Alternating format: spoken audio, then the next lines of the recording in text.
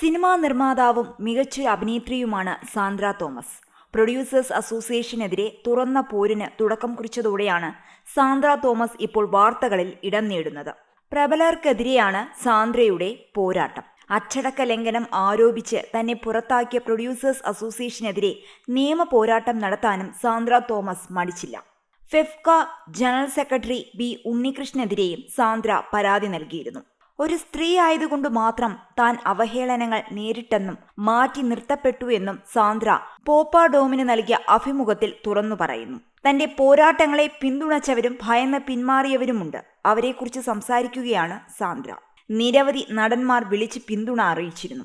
പക്ഷേ സിനിമാ സ്ക്രീനിൽ വീരശൂര പരാക്രമികളായി വേഷമിടുന്ന പലരും പേടിത്തൊണ്ടന്മാരാണ്. അത്തരക്കാർ പേടിച്ചോടി. എന്നാൽ ഒട്ടും ഹീറോ പരിവേഷമില്ലാത്തവരിൽ ധൈര്യം കണ്ടിരുന്നു. ഒപ്പമുണ്ടെന്ന് അവർ പറഞ്ഞു. വലിയ മുൻനിര നായകന്മാർ പേടിച്ചോടി. തന്നെക്കുറിച്ച് മോശമായി സംസാരിച്ചത് അറിഞ്ഞപ്പോൾ ചോദ്യം ചെയ്തു. അങ്ങനെ ചെയ്തോ ഇല്ലയോ എന്നവർക്കറിയണ്ട. ഇത് ആരാണ് എന്നോട് പറഞ്ഞതെന്ന് അവർക്കറിയണം. ഇങ്ങനെയുള്ള ഇവർക്ക് മുന്നിലാണ് നാളെ മറ്റൊരു പ്രശ്നവുമായി പോകേണ്ടത് എന്ന ചിന്ത എന്നെ തളർത്തിയെന്നും സാന്ദ്ര പറയുന്നു. തന്നോട് ചെയ്ത തെറ്റ് ആവർത്തിക്കാതിരിക്കാനാണ് പരാതി നൽകിയത്. അതിന് അവർക്ക് എന്നോട് ശത്രുത തോന്നിയാൽ അത് അവരുടെ പ്രശ്നമാണ്.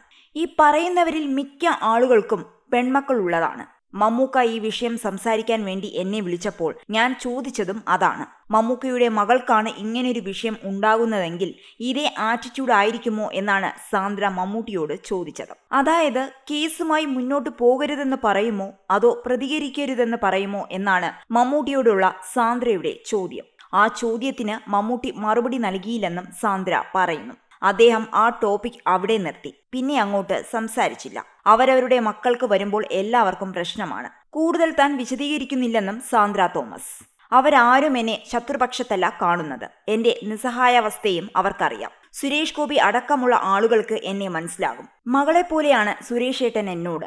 സിയാദിക്കയും അങ്ങനെയായിരുന്നു. പക്ഷേ അങ്ങനെ കണ്ടവർ പോലും പരിഗണിക്കാതിരുന്നപ്പോൾ തനിക്ക് പ്രതികരിക്കാതെ നിവർത്തിയില്ലാതെയായി സാന്ദ്ര പറയുന്നു. പ്രൊഡ്യൂസേഴ്സ് അസോസിയേഷന്റെ തലപ്പത്തുള്ളവർക്കെതിരെ പ്രത്യേക അന്വേഷണ സംഘത്തിന് പരാതി നൽകിയതോടെയാണ് സാന്ദ്ര തോമസിനെ സംഘടന പുറത്താക്കിയത്. അസോസിയേഷൻ നേതാക്കൾക്കെതിരെ സാന്ദ്ര നൽകിയ പരാതിയിൽ സത്യമല്ലെന്നും ഇതിൽ അന്വേഷണം ആവശ്യപ്പെട്ടും സംഘടനയും മുഖ്യമന്ത്രിക്ക് കത്ത് നൽകിയിരുന്നു. സാന്ദ്ര തോമസിന് പിന്തുണയറിയിച്ച് WCC നേരത്തെ രംഗത്ത് വന്നിരുന്നു.